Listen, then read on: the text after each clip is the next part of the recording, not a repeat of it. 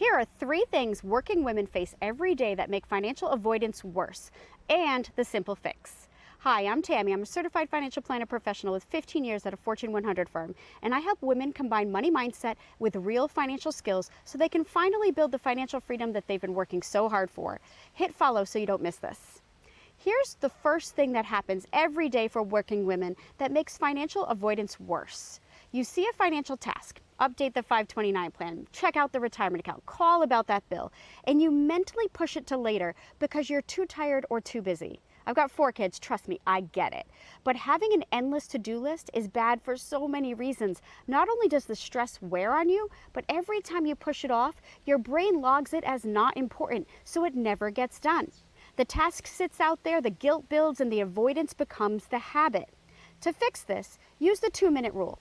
If it takes less than 2 minutes to do it now. Knock those easy ones off the list. If it takes longer, schedule it immediately on your calendar. Text yourself the day and the time, or put it on your calendar before you close the thought. Vague later never happens, but schedule does. And the mental benefit you'll get from getting these things done is huge. Remember to hit save so you can come back to this anytime you want. Here's the second thing. You're ignoring subscription charges or small recurring fees because it's only $10. After all, if you're thousands of dollars in debt, what's $10 going to do? This makes avoidance worse because you are normalizing financial blind spots. One ignored $10 charge becomes 5, and suddenly you're hemorrhaging $50 or maybe even $100 a month on things you forgot you even signed up for. And the avoidance pattern spreads to bigger money decisions. Your brain learns small things don't matter, but they do. So to fix it, once a month, review your bank statement and highlight every recurring charge. Cancel anything you don't actively use. Treat small money like it matters because your brain is watching how you treat it, and it's building your financial habits based on what you are willing to let slide.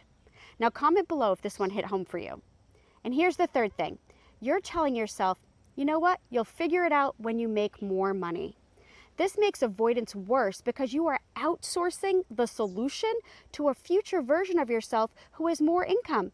But without a system in place now, more income just means more money moving through your life with no plan. The avoidance doesn't fix itself when the number gets bigger, it just gets more expensive. To fix it, build the system now with the money you have.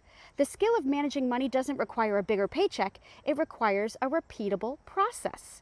Once the system is in place, more income just amplifies it. Start now, scale later. Here's what's really happening. Avoidance doesn't stay small.